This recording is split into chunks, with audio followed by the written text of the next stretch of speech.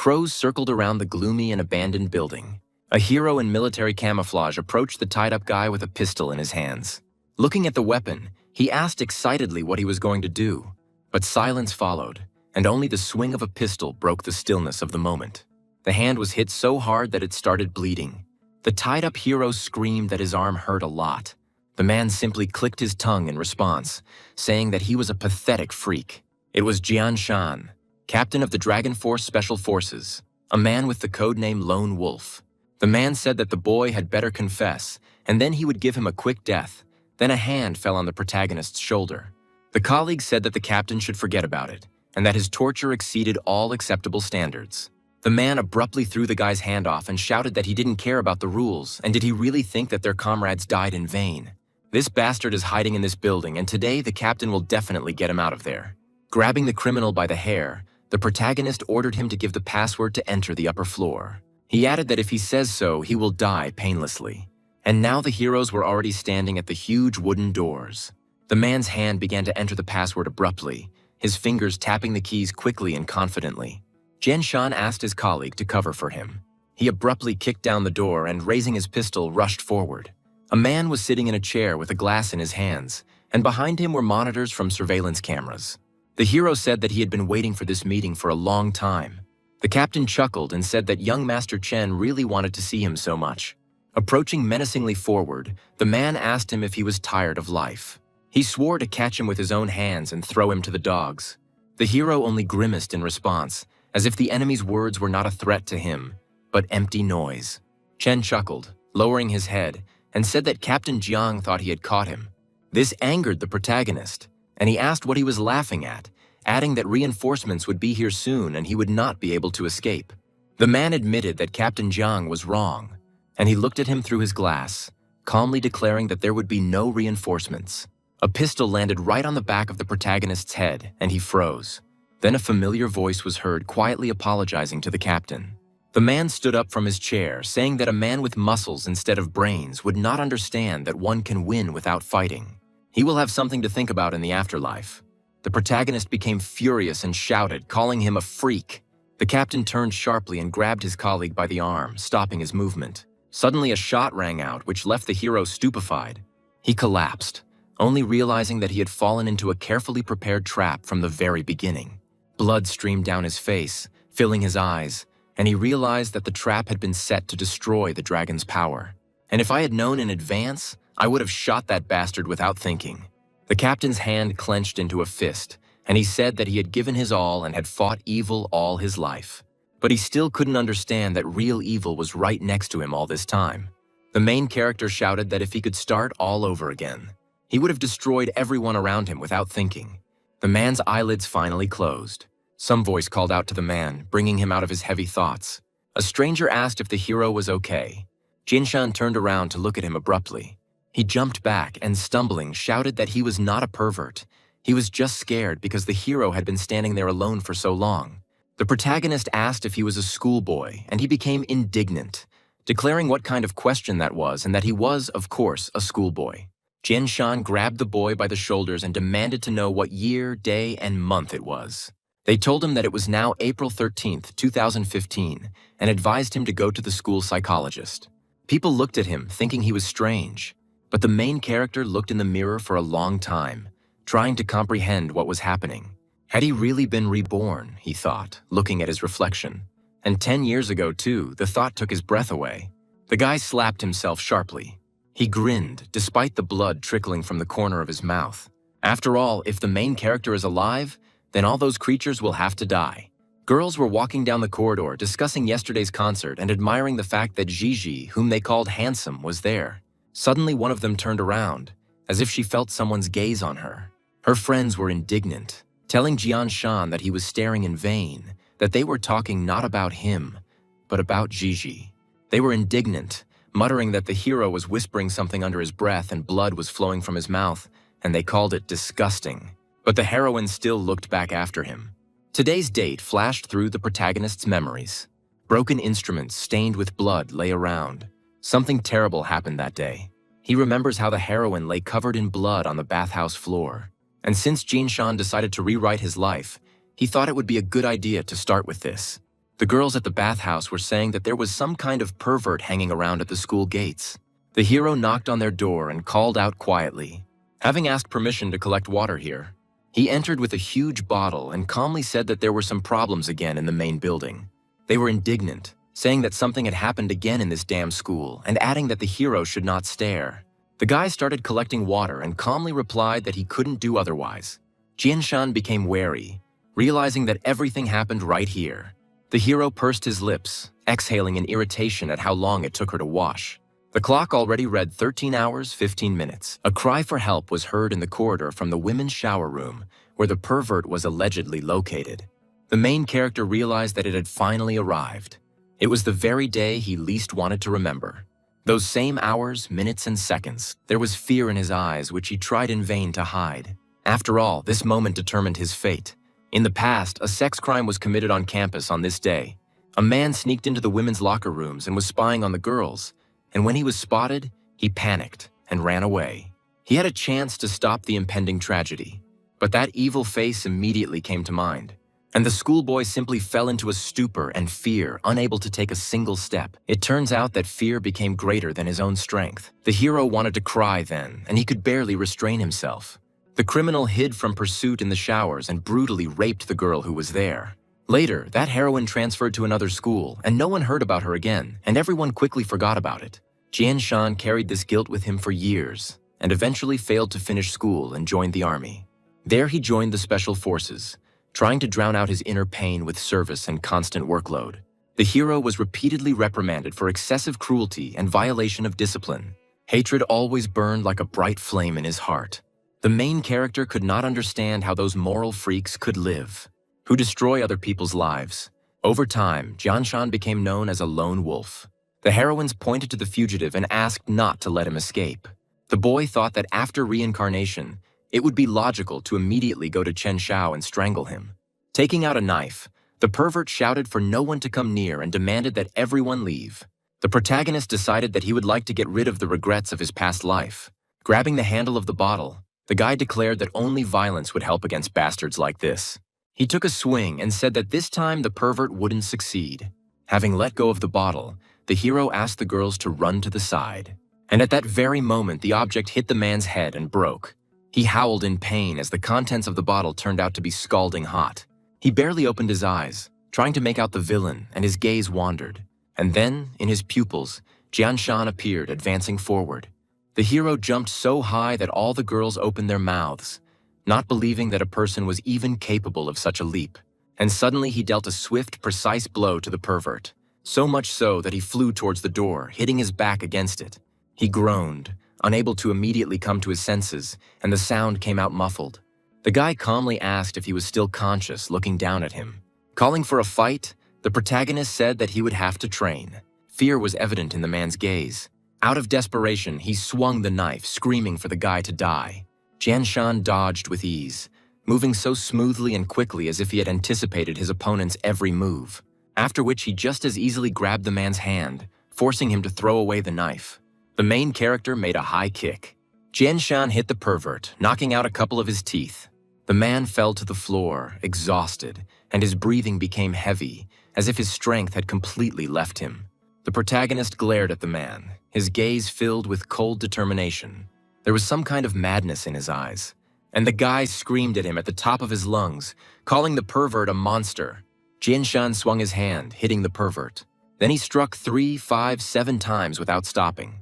The enemy's face was already swollen, and the hero grabbed him by the hair, saying that no matter how much time passed, one look at that face makes his insides boil with anger. But Jianshan was distracted from his task by a female voice addressing him. The protagonist raised his eyes, slightly stunned. A girl sat in front of him wearing just a towel and said that if he continued to beat him, it would not take long to kill him. The guy took a closer look and realized that he was not mistaken. It was definitely her. The heroine brought her legs together and looked away slightly. He said that he was her savior, but asked her not to look at her like that. After all, such a situation really embarrasses the girl. The police lights flashed, cutting through the silence with a sharp flash of light. The man was being detained, and he told the officer that he wanted to go to the toilet. The heroes watched this, and one of the officers addressed the guy. The officer noted that he handcuffed the criminal like a pro and asked if he had practiced. The main character replied that he had seen something like this on TV.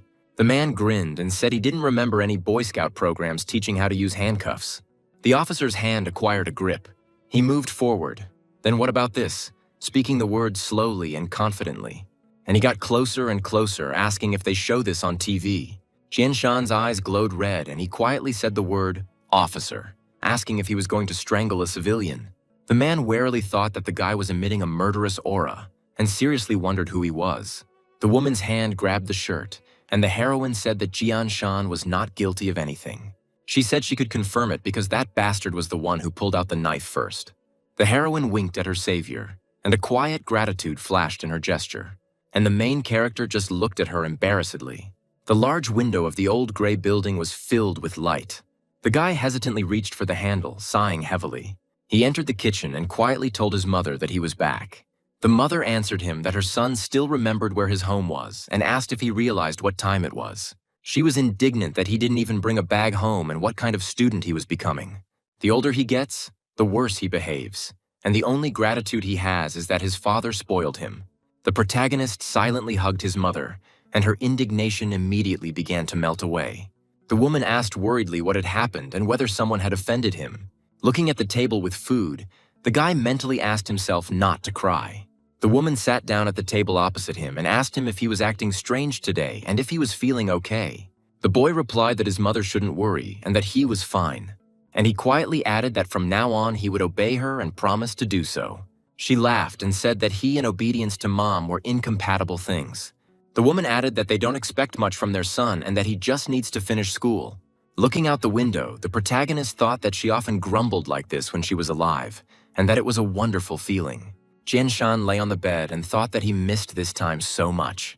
To maintain simple happiness, ordinary people need to sacrifice everything they have. But evil people can easily destroy it. Clenching his hand into a fist, he firmly decided that life had given him a second chance, and now he was going to change the world. The main character would like to die without regret. The next morning took the boy to school. The girls whispered about him, noting that he looked attractive if you looked closely, and that he fought so bravely. The teacher gave him a thumbs up and said that Jian Shan was a good boy and that the principal would reward him. The main character looked tired because he didn't expect this. Could someone's rescue really cause so much noise? The boy walked into the classroom and everyone started talking in hushed tones, claiming he had been kicking the door and that his fists were as heavy as sandbags. A bald classmate ran up to him and, beaming with delight, said that Shan had amazing punches like Jackie Chan. The hero calmly replied that if he wanted, he could teach him. Suddenly there was the sound of a pen hitting a desk, and the classroom immediately became quieter. A classmate said it was just a normal fight. He slammed the table and continued that Jian Shan hadn't won a competition to be praised like that. Looking up, the protagonist calmly asked what the headman needed. The class monitor stated that yesterday's English homework was mandatory and that he was the only one in the class who had not turned it in. Taking the folder out of his backpack, he quietly muttered that the class president himself had come to take his homework from him. As he handed over the homework, others whispered, calling him a benefactor. Then the headman's low, angry growl was heard, and the conversations around immediately died down. He tore up the folder and coldly said that the work was not formatted correctly. He ordered Jian Shan to redo everything immediately. The torn work fell onto the desk, scattering into uneven pieces of paper. The bald classmate became indignant and shouted that Yan Tianli had gone completely crazy and why he had torn up his homework. The class monitor didn't even flinch and coldly said that the boy would rewrite the work 10 times and hand it in after school. The bald man couldn't stand it and, jumping up, shouted that they were asking for it. The bully barked that the bald monkey did not dare interrupt the class monitor, and a heavy silence fell over the class. Standing up and placing his hand on his classmate's shoulder, Jian Shan calmly said that he would rewrite the homework. And looking angrily at the headman, he said that he should apologize. With a grin, the headman asked what he needed to apologize for. Throwing aside his torn work, the protagonist shouted out his rotten behavior. His bodyguard's eyes turned black with anger. He raised his fist and ordered them to watch their language. The protagonist quickly stepped aside, avoiding the blow and causing the bodyguard to lose his balance. He turned around and said that he dodged, as if not believing what had happened. A girl entered the classroom, humming something under her breath. Her eyes widened sharply, as if she saw something completely unexpected. And indeed, a thug was running quickly towards her. The protagonist gritted his teeth, wondering what the best course of action would be. He jumped up from his place, running closer to the heroine. Jian Shan managed to grab her hand at the last seconds and dodge the blow. He asked his crying classmate if she was hurt. Whimpering, she said that nothing serious had happened and that it was just a bruise. The main character became completely gloomy and said that they had gone too far. The guy grabbed the big guy by the arm and muttered that he didn't need a hand that harmed the defenseless. At that very moment, the thug's arm was pierced by a sharp pain, as if someone had squeezed the muscles from the inside with an iron vise. He grabbed his arm, crying out in pain, as if he didn't understand what was happening to him. The headman grabbed a chair, shouting that Jian Shan was a bastard. The main character suddenly turned around and ran towards Yan Tianli, and he grabbed him tightly by the throat. He pressed his classmate tighter and tighter, and then he made a sharp swing with his hand, clenching his hand into a fist. Behind them, a question was heard asking what was going on here and that this was already out of the question. The man noted that Jian Shan was now addicted to beating people and that he should behave like that at home. The heroine started whining and told the teacher that they started it. The teacher shouted for everyone to be quiet and told the protagonist to come with him, and the class monitor chuckled. In the disciplinary room, he was asked how he managed to fight with Yan Tianli. The protagonist asked if he should just endure being approached. The man explained that his father is a big shot and even the director is afraid to touch the headman. He sighed and added that he knew how the blood of young people boils. But the main character should still go and write an explanatory note, and then behave well. The main character walked on the grass. He looked up at the swirling leaves and asked, "Be patient, yes. If a tree wants peace, what will it do if the wind doesn't stop blowing?" Seeing Jian Shan in the doorway, his classmates shouted that he was back. Everyone started admiring him, calling him a hero and saying that he had taught him a good lesson. The guy was gratefully handed a bottle of water. The main character, embarrassed, replied that it wasn't worth it. The thug watched this scene angrily. He slammed his fist on the desk and said that Jian Shan had taken over all the attention again. The brute asked the headman if they would really swallow it and suggested gathering the kids to deal with him after school. The hero calmly replied that it was not necessary and that he had acted impulsively. Admiration for brute force is just common behavior for lower life forms. Looking back at the boy, the headman said that there are rules in this world, and those who know how to use them become rulers. A quiet hello was heard on the line. The guy said he needed Uncle Zhao for one question. Namely, what should he do if he suddenly wants to send someone to a juvenile detention center?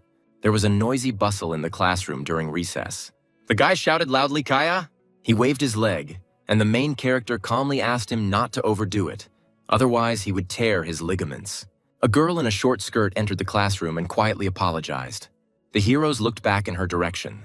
It was Ling Shi, and she was asking if Jian Shan was perhaps in this class. Everyone around was whispering that she was even more charming than they said. The classmate was indignant and said that the main character was worth something since she came specifically to him. He said it was about that incident and asked if he was free after school today. The girl handed over her business card and said that it was her father's business card and that he would like to thank him personally. The protagonist froze, realizing that Lin Jiangbang was indeed the youngest major general who was respected in the army. But due to one incident, he resigned. Returning the business card, the guy said that he considers it his duty to fight evil. He turned around and said to convey this to Captain Lin, and that there was no need to honor him. Baldy asked Jian Shan what Ling Si wanted, and the protagonist replied that her father wanted to make him his son-in-law. The headman turned to the boy and waited for his reaction, and he said that the director wanted to see him right now. The man shouted that if Han Chong died, he would become a murderer. The protagonist read the sheet and was surprised that, despite the diagnosis of traumatic brain injury, the ink on it had not even had time to dry yet. The director slammed the table and said that he really doubted the authenticity of the medical report. Jian Shan remembered that he hadn't even touched Han Chong's head, and he decided that this was the work of Yang Tianli. The man shouted at him not to be silent and said that everything was written here in black and white. He hovered over him and said that then he could visit Han Chun in the hospital right now and find out whether he was at fault or whether there was a mistake in the paperwork. He told the director that he advised him not to interfere and asked why he was so sure that the whole world was in the hands of Yang Tianli's father. There was a noise outside the door, and the man thought he was a smart bastard.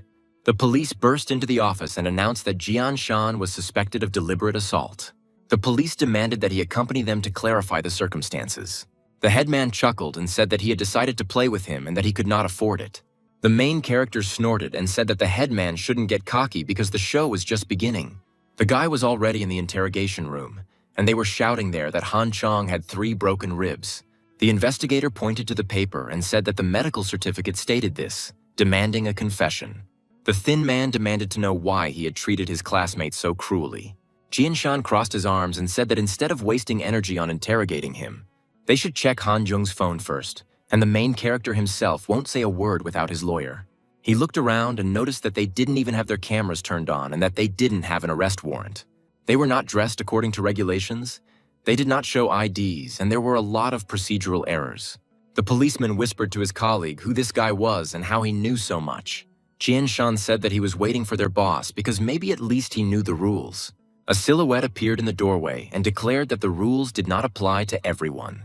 It was the chief of police, Don Lee. He handed over a piece of paper and demanded that the guy simply sign a confession since he had crossed the wrong people. Then they said they would try to reduce his sentence to 3 years.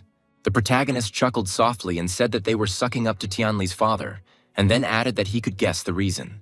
The man is only a deputy chief and seems to want to move up the career ladder. The protagonist chuckled and said that with such methods it would be painful for him to fall, and fat would also splash everywhere. Don Lee yelled at him to shut up and said he needed to wash his mouth out with soap. Grabbing the schoolboy by the tie, the man asked him if he really thought he wouldn't risk acting against him. A policeman appeared in the doorway and announced that the chief was receiving a call from the Eastern Directorate. The hero slowly let go of his tie and was taken aback. Jianshan coldly told him to go and answer the phone, adding that he himself would not go anywhere. The man gritted his teeth and wondered why they were calling. Was it really because of this guy? The protagonist grinned and asked if he really wasn't going to pick up the phone. A shout came over the line demanding that he be released immediately, emphasizing that this was an order. The deputy chief muttered uncertainly, "Well, it's according to the rules." 2 soldiers burst through the door, and one of them clicked his tongue in irritation, calling him an idol. It was Ling Jiangbang's subordinate, Staff Officer He Changshan. The deputy shouted, asking who gave them the right to break in, adding that it was against the rules. The soldier angrily stated that he was annoyed and that he was only capable of talking about rules. Putting the gun to his temple, the hero calmly said that these are his rules. Footsteps were heard outside the door, and the sound was getting closer. They came into the interrogation room and said that Officer He should take a look because the boy was here and he was alive and well. The officer asked why he was arrested, and the policeman nervously said it was a misunderstanding. The main character thought that although it was late, they still made it in time. A little earlier, Jianshan asked a classmate that if he was gone for a long time, he should call the number on the piece of paper. The boy chuckled to himself, thinking that if he had been less careful, the fast Tianli would have caught him on the hook. The soldier handed over the papers and briefly asked them to sign the documents and let the boy go. As he signed the papers, the man thought gloomily that this psycho had actually pulled out a gun at the police station.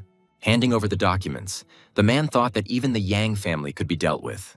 The Lin family's influence in the capital was truly enormous. And if this guy has an army behind him, then jokes are bad, and now you need to figure out how to improve your relationship with him. The car was speeding along the road, and a question was asked of the staff officer, whether he had indeed exceeded his authority when he took out his weapon.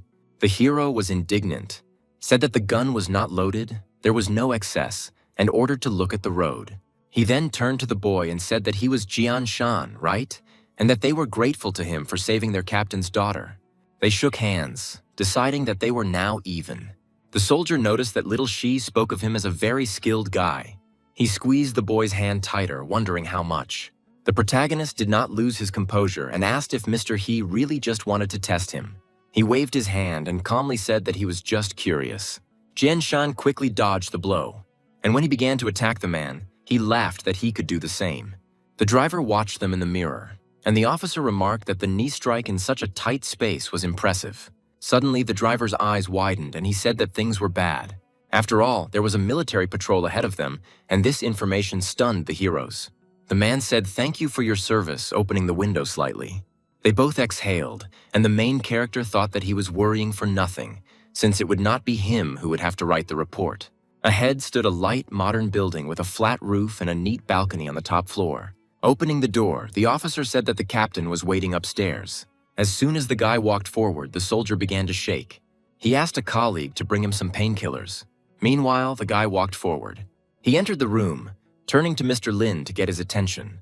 The man said that he must be Jian Shan and that they had finally met. While he was pouring tea, the main character thanked him. The man stopped the main character and said that he should thank him himself. After all, Lingxi was his only daughter, and if it weren't for Jian Shan, the man would feel obligated to her. The guy said he was overrated and that he did what any honest citizen should. The soldier smiled and said that the guy had attacked an armed thug and that he admired his bravery. And then he handed the folder to the main character and asked him to take a look. The guy read aloud that the district vice head, Mr. Yang, had recently gotten out of hand. The main character also saw a photo of the headman and his father there. Mr. Lin stated that if a tree's roots are in the way of walking, they should be cut off. The soldier continued that it was not to say that the guy was innocent, but he should not worry. Father and son Yang will not wield power for long. After these words, Jian Shan was taken aback, remembering something. In her past life, around this time, Tianli's father was arrested. Then about 6 million disappeared from the state budget, and they will only be found in 2024 in the abandoned house of the Yang family. Seeing the smile on the guy's face, the soldier asked what he was thinking about, and Jinshan replied that he wondered what kind of face Chief Yang would make when his house was searched. The clock chimed 3 o'clock in the morning. The man's hand, with a quick reaction, turned off the alarm clock, and also the timer on his wristwatch. The male silhouette quickly took dark clothes out of the closet, and he put on a black cap. Mom muttered about who watches horror movies late at night, and that father and son are birds of a feather. Jinshan sneaked past and thought that she was having some kind of terrible dream. And when the front door opened, Mom said that there was no point in staying after school, and her son replied that he would be back soon. The modern mansion of the Yang family is located on the street. The guy looked around and thought, wow, so many cameras. Holding onto the wall, he thought, what was to be expected from a corrupt government official? Finally, the guy found a place where there seemed to be a blind spot. He pressed the watch button and the timer started. The protagonist jumped, finding support for his feet. He made a very high jump, landing on the roof. Flying further to the ground, Jian Shan exhaled heavily. In a past life, the news said that money was found in some garden ornament, but there were no other specifics. He wondered where he could hide such a mountain of money. And I noticed the fountain and wondered whether it was considered a decoration. Suddenly, confusion appeared on his face. He came closer and thought, it's strange why the fountain is working in the middle of the night. It's strange why the fountain works in the middle of the night. A yawn could be heard against the night sky. It was a security guard with a flashlight who muttered that he had no need to patrol this yard, and that no one is stupid enough to rob the vice head of the district. But suddenly the man noticed something. There was an ordinary white cat standing at the edge of the fountain. He clicked his tongue and muttered that it was just a cat. The animal noticed the gurgling sound and turned in that direction. Jin Shan emerged from the fountain, and the cat hissed in anger. Looking into the depths of the fountain, he thought that this was where they had hidden them, and that it was now clear why the money had not been confiscated immediately. He was lucky to find the money so quickly, but there was more of it here than he thought, and it wouldn't all fit in his backpack. Suddenly, the main character noticed a flower cart. He threw a bag of money at her, and the cart rocked slightly under the unexpected load. The protagonist chuckled, wondering whether to spend the money on a house or invest it in crypto. And even the very thought of it makes him happy. A moving car appeared behind him. A drunken elder emerged from the car and, staggering, began to drawl words about a pleasant prison sentence for Jian Shan. He stated that this was the only way to treat trash like him, and added that the garbage dump was where he belonged. Hiccup. The headman was surprised and muttered that it was not rubbish at all. He peered into the cart and muttered, could this really be money, and could he really have gotten that drunk? A swinging silhouette appeared behind him. He hit the guy on the back of the head, knocking him out. Jianshan got angry and said that before calling someone trash, you should first look at yourself in the mirror. The schoolboy drives without a license and is drunk, becoming the perfect example of a spoiled rich brat. Kicking him, Jianshan declared that his mother was right, that father and son were birds of a feather. Then the hero took a knife out of his backpack. The movement was sharp and confident. He sighed heavily, as if gathering his strength before what he was about to do. The guy said with a grin that there was no point in getting his hands dirty, but you can leave a gift for such a classmate. Rustling sounds were heard and hair fell to the ground. They lay on the ground in uneven layers. Looking at the shaved head and bald spot, Jian Shan briefly said that everything was ready and that he did not expect such difficulty. The main character rolled the cart, thinking that the headman would be delighted in the morning. From the old house came the sound of Jianshan waking up. In response to a knock on the door and a voice, the protagonist sleepily replied that his mother should give him 5 more minutes.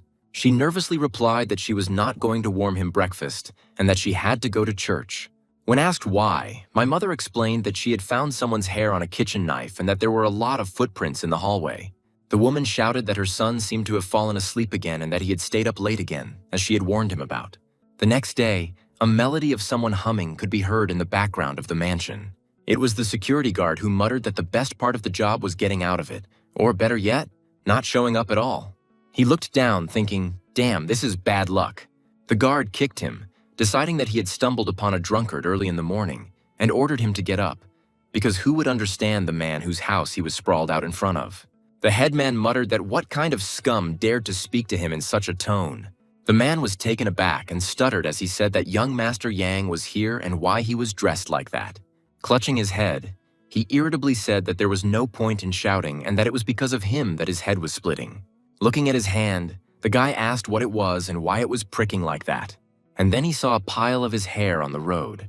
Gritting his teeth, the headman boiled over, asking who did this. The hero screamed that his father would kill whoever did this, whoever he was.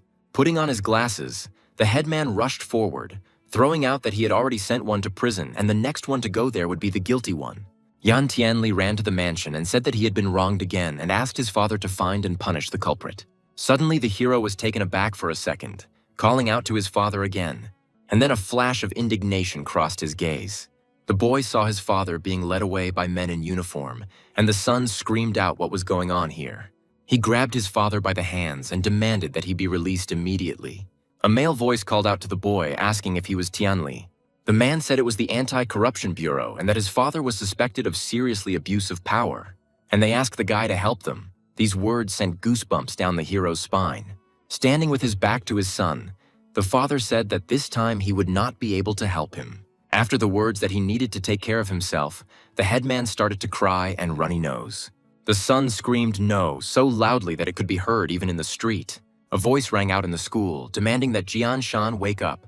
A classmate said that he heard the news and that Tianli's father had apparently been arrested. The main character calmly answered okay, but his friend was confused because he didn't understand why he wasn't surprised at all. Jian Shan opened his eye and replied that bad deeds come with a price and that he was tired. A classmate was indignant and said that he was squeezed like a lemon and that he smelled bad. The protagonist said he was fishing, but his classmate reminded him that fishing was prohibited there and that he could get arrested himself. In a past life, the entire city was rocked by a political storm. This time, Tianli's father was arrested a little earlier, and the butterfly effect began to take effect. And Jian Shan's reincarnation has already changed the flow of time. But the main character thought that now it was more important to decide how to spend 6 million. He was determined and understood that his main goal was revenge. But he had too little money to assemble his own squad. Jian Shan asked if he could invest better. He looked at the building and thought he could buy it and rent out the space. The protagonist clicked his tongue and thought that he had been poor for too long, and the best thing he could think of was to rent out space. The guy reproached himself, thinking that if he had studied normally.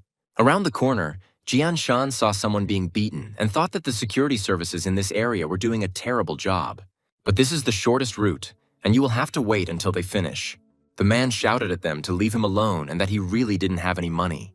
Covering his head with his hands, the hero begged for mercy, assuring them that he really had nothing at all. The protagonist was surprised to recognize the man being beaten as the site manager and thought with contempt how pathetic he was. From behind, a bully was already swinging a stick at him, a snapping old fart. He hit the man on the back of the head, shouting that it was time for him to go to the coffin. The hero started coughing and had already lost his front tooth. And suddenly the chief fell to the ground, no longer moving. The hooligans came closer, looking at him and asking if he was dead. One of them swung again, offering to check. But suddenly quick steps were heard. The silhouette of Jian Shan approached the hooligan. The protagonist made a high jump, attacking the enemy and stunning him. The guy then delivered a sharp blow to the hooligan's face. The rest of the hooligans ran up to him, asking if the boss was okay and where that bastard came from. The man came to his senses and squinted towards his savior, and then he exclaimed that it was Jian Shan. The hero calmly said that they met again, and that he couldn't sit still at the police station since he was crawling around the alleys like a rat. A moment later, all the hooligans were lying on the ground and gasping. The man looked at the guy with concern and asked what he was doing there. Jian Shan, flexing his wrist, said that he wanted to ask the same question to the site manager who found himself in this situation. Looking away, he said he was assessing public opinion and conducting an undercover investigation. Helping the man up, the protagonist said that he had been beaten to a pulp and that he was not thinking about his own safety at all. The boss said that Jian Shan should take the civil service exam and that he could hire him as a bodyguard. He continued that his car was nearby and they could talk there. A black car was driving down the road and he said that these hooligans don't know their limits. While applying ice to his face, the chief said that for some reason teenagers never think about the consequences. The main character was outraged that he was trying to prick him. But the man replied that Jian Shan was a young hero and that he owed him for today. The guy said decisively that it was time to get down to business. Security in the area was poor and this would create new problems. The man smiled and said, "You're right, this needs to be sorted out," and then asked how Captain Lin was doing. Jian Shan replied that the boss didn't need cover, but real achievements if he wanted to advance his career. He looked at the guy in surprise and asked what he was trying to say. The protagonist told him to watch the road and added that he had a way to get rich. And Jian Shan is looking for a reliable partner. As is known, the old Eastern District is going to be demolished. The man asked in surprise if he wanted to do this very demolition. The guy got indignant and told him to watch the road, otherwise he would kill them before they could even start acting. The boss noted that this would require a lot of money and connections. The protagonist said that there is money, there will be connections, and he needs someone to solve problems and control the plan. He approached his boss Don and asked if he wanted to earn some extra money. Gritting his teeth, Don replied that he would trust him and try to do everything he asked. The guy replied with a grin that he was glad to do business with him. The man asked how he knew about the demolition and whether the Lin family had told him, and he replied that his uncle should think about it himself. The next day at school, they announced that morning self-study time had begun and everyone needed to hurry. And everyone had already sat down at their desks. Suddenly, someone's hand slammed down on the table. The guy with a towel on his head turned to Jian Shan, and his classmate was surprised. "Is he an Egyptian?" The guy with the towel continued to plead with Jian Shan, admit his guilt, and call himself a bastard who deserved to die. It was a crying elder who begged him to save his father. He knelt down and said that only he could talk to the Lin family and begged for help. The headman said that if he pulled his father out, he would bow at his feet, and the towel began to slip off his head. The guy's bald head was revealed to everyone, and the classmates began to laugh, asking what had happened to the class monitor and how brightly his head was shining. He grabbed his head and shouted at them to stop staring at him. The main character wondered why he shaved his head and whether he was really dissatisfied with his excellent work. Young Tianli cried, thinking that he shouldn't have given that master a razor, and now everyone was laughing at him. Jian Shan turned to the headman and told him to stand up as it was not proper for a man to kneel so easily. Stuttering, Tianli asked if the protagonist would help him. The guy said he didn't say that and reminded that his father was taken away by law, and the headman, as his son, had better think about it and assist in the investigation. Seeing Tianli's tears and snot streaming down his face, the protagonist told him to stop making a fuss as the lesson was about to start. The classmate exhaled and began to wipe his face with his hand. Leaving quickly, he said that he had lost everything, but soon this fate would overtake the main character. A classmate said that Jian Shan saw his bald head and that he looked ugly. In the background of the house, they could hear people asking whether they should do this, since they were beaten yesterday and they hadn't recovered yet. Tianli barked at them to shut up and get ready. One of them started to light a Molotov cocktail. The hooligans were outraged and said that it would be better to refuse because a fight is one thing, but arson is quite another. Tianli turned to him rudely and told him that he was crying for nothing and that everyone would think it was an accident. Looking at the old house, the hero said that they needed to set it on fire and that they would go to hell together with the main character. The big guy raised the bottle and the guy laughed and said that he was falling into the abyss. Behind them, Jian Shan sat on a tree branch and said that the headman could not sleep and was composing poetry in the middle of the night. The classmate turned towards the sound, frightened. He asked who was there, if it was Jian Shan, and the protagonist answered them, "Yeah." Then he straightened up, looking down at the hooligans. One of them shouted out, asking what he was doing there since he should be sleeping at home. The headman ordered to seize him, and the hooligans objected that this was the same guy who beat them up yesterday. He turned around indignantly and reminded them that they had forgotten how he had treated them and that it was time for them to repay him for his kindness. Everyone started arguing, calling each other names and pushing each other. The main character sighed and said that there was no need to stand in line to see him. Jumping down from the tree, he said that they were going to die today anyway. He made a sharp swing of his hand in the air, and he punched one of the hooligans in the face, so much so that blood gushed from his nose.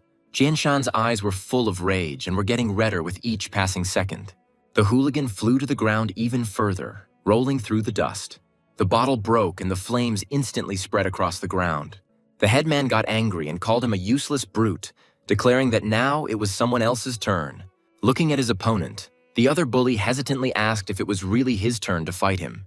Having handed over the bottles, he turned around and, as he ran away, said that he remembered that the gas had not been turned off at home and wished the young gentleman to take care of himself. Yan Tianli shouted after him, furious to the limit, calling him an ungrateful creature. Roughly, almost growling, the main character asked where the headman was even looking, as if challenging him straight to his face and not intending to endure another second. The guy was clearly scared. It was evident in his every movement. He started swinging bottles and told them not to come closer, because Tianli wouldn't be afraid to throw it at him. The main character suddenly ran forward. He grabbed the headman by the hand, and he thought that the hero was so fast and strong. Tianli understood that he would never be able to cope with him alone. Then the class president nervously told them to stop and that he was just joking since they were classmates. Jianshan laughed and said that since they were classmates, then Tianli would do him a favor. Let him just shut up. The headman responded to these words, in the sense. Unable to bear it any longer, the protagonist hit the boy, forcing the headman to shut up, otherwise he would wake up his mother. There was a whimper, and Tianli said he was calling the police. Jianshan said that he could call, and added that his whining also violated the silence, if you think about it. The chief said that they had received a report of criminals and ordered the arrest of the bald guy. The swollen headman shouted that they were blind, because it was Jianshan who had used violence and even broken his leg.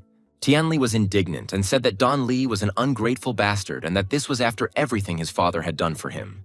The man smiled, and Jan seemed to be confused about how things worked in official circles, where it was important to be able to read the situation. He continued that if you play with fire without understanding the consequences, you can get burned, and ordered him to be taken away. The boss thanked Jianshan for his good work. Maybe he should organize a small project to help him relax. The protagonist calmly but firmly replied that that was enough for today, and that new things awaited them tomorrow. The next day, a tall, multi-layered building of gray concrete stretched out before them. The boss, stepping in a puddle, angrily declared that the road was full of potholes, and that it was unlikely that much money would be squeezed out of such a place. Jianshan reflected that in his past life, the redevelopment of this area had produced 17 multimillionaires. The protagonist replied that he would give a hint and explained that this area was included in the city's expansion plan. Due to the construction of a new high-tech industrial zone, land prices here will skyrocket, as will demolition compensation. The man laughed and said that even such things were known to the guy and that he had bet on that horse. Jianshan thought that they were simply using each other and that cooperation would help him grab a piece of the money pie. The protagonist said that it was time for them to go because they still had a lot to see. A sign for a bar that they were urgently trying to sell appeared in front of them. Handing the man the documents, Jianshan said that he just needed to sign, and 150,000 would be his. The bar owner suddenly heard someone say that the bar was good. While inspecting the premises, the manager asked why the owner had decided to sell the premises. He briefly said that his son was in debt.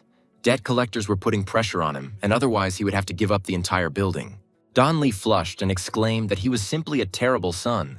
Jianshan pursed his lips and thought that debt collectors wouldn't lay claim to a bar that was about to be torn down. The guy asked who his son borrowed money from. The father sighed and said that his son had borrowed from Chen Jihu and that he needed the bar more than the money. The man admitted that he was afraid of something unclean, so he decided to urgently sell the bar. Jianshan smiled and said that Chief Dong should keep the contract.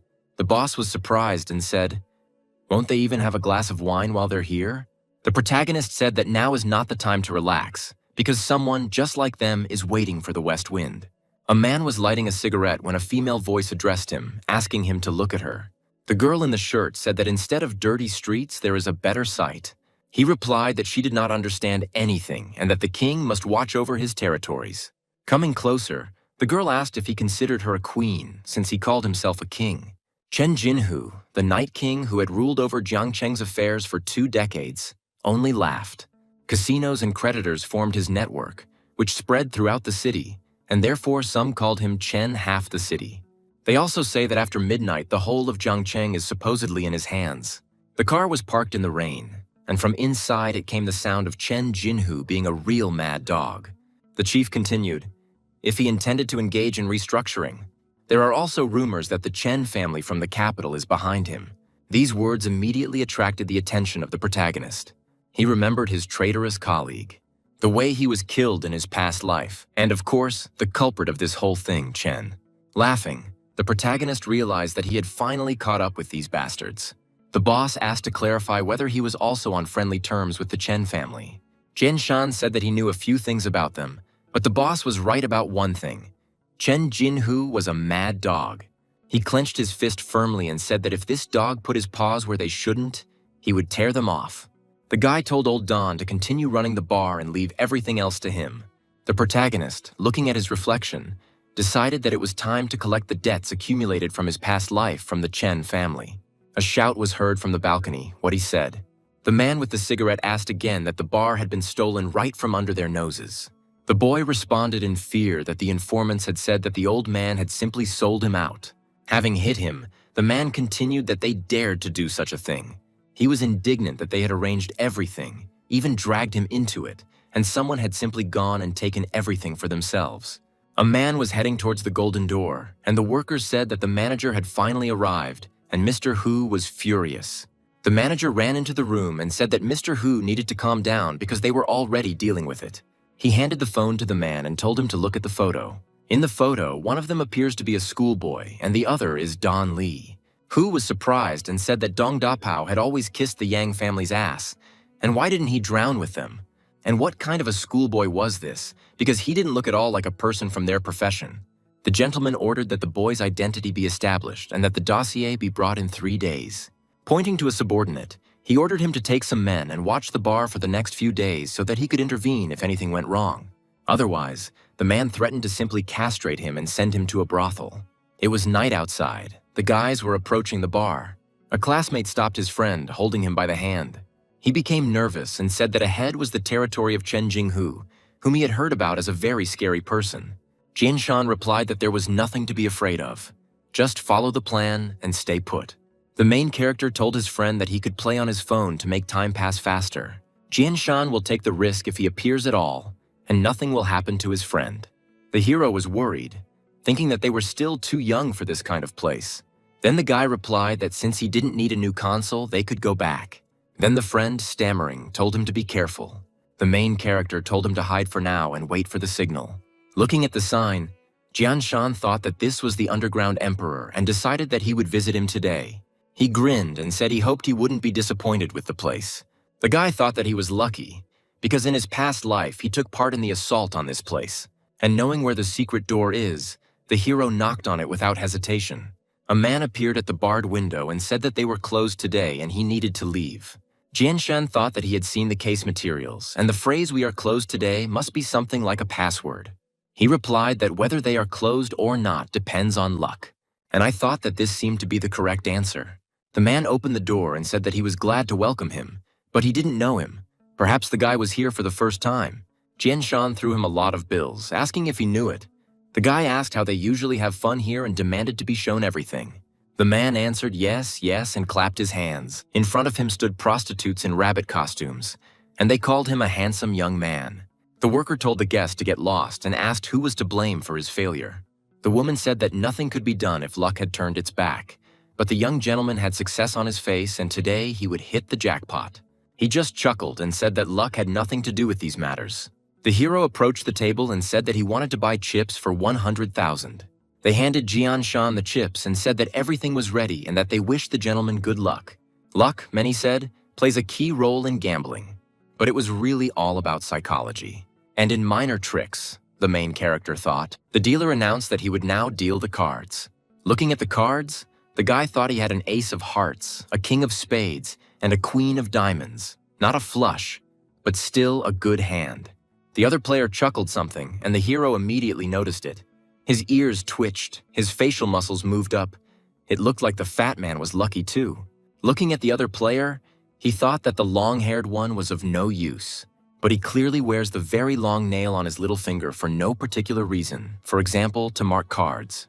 The dealer said that everyone had looked at the cards and whether anyone wanted to raise. The players said they were making a call and adding another 5,000. And the main character held out all his chips and declared that he was going all in. The fat man clenched his teeth and thought that he had put everything in and that his cards must be very good. The other player thought it might be a bluff. The guy raised his hand and asked that he was playing the game for the first time and that the better his hand, the more he should bet. The dealer awkwardly replied that one could say that, and Jian Shan declared that it meant he had done everything correctly. Everyone passed, and the dealer announced that the pot went to the young man. When he showed his cards, everyone was indignant and said that this was a good hand. The heroes were outraged and decided that he had deceived them, declaring that they wanted to get even and asking where the little rat had gone. Jin Shan was already walking with his chips to another table because he can't use the same trick twice. A woman in a suit ran up to him and said that he had won so much, and that she had also said that luck was on his side. The main character said that his aunt should forget about it because he was still in school. The heroine was indignant, and the guy asked if there were any faster games here. She smirked and said that if he was looking for a thrill, he would enjoy this game. At the table, the players shouted small, big, big. They hurried the croupier while he jingled the dice in his hands.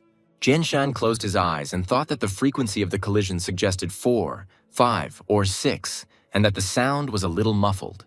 He heard a sharp blow, opened his eyes and realized that the last edge had landed on the 6. The dealer stopped and said that this was the last chance to raise the stakes, after which he announced that that was all. The guy handed over all his chips, saying he was betting everything on the big one.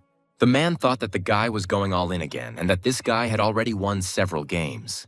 And the cubes showed a large one, and they called it incredible, noting that the young man's luck was amazing. The croupier was taken aback and wondered how this was possible, since he wasn't wearing X-ray glasses. Jian Shan picked up his chip and said he wanted to continue, that he was tired and wanted to win so he could go home and get some sleep. Smiling awkwardly, he didn't understand what it meant to let him win. And if everything continues like this, then how will he explain himself to the boss? The main character was watched through cameras and people were puzzled as to who this guy was. Hu was indignant and thought that the guy did not understand when to stop. He demanded that the manager bring this Japanese woman here immediately. There were a lot of chips on the table. Everyone around was surprised and whispered that he had already won several million. And the croupier is crying, and knowing the owner here, this boy will most likely be sold to a brothel. The large door opened suddenly. 2 bodyguards appeared on the threshold, and behind them stood a female silhouette. A woman's leg in an elegant heel and shiny stockings stepped forward. The girl in a suit and short skirt walked confidently on. She turned to the croupier and informed him that the man could go. The heroine glanced to the side with her blue eyes, and he fell on Jian Shan, who was sitting at a distance. The protagonist became wary when he noticed a woman who seemed familiar to him. The manager announced that from now on their lucky man would be served by Ms. Noyama Shizuru. The guy was taken aback when he realized that this was the one he thought was in the Golden Triangle. The girl reached out for the glass and did so calmly and confidently. She turned to the gentleman and calmly said that she asked him to prepare his chips. In the past, a girl and a boy were sitting at a table in noisy Shibuya and discussing how it was indeed too loud. The heroine poured a drink and said that Shibuya at night is noisy, dangerous, and chaotic, and that this is its usual atmosphere.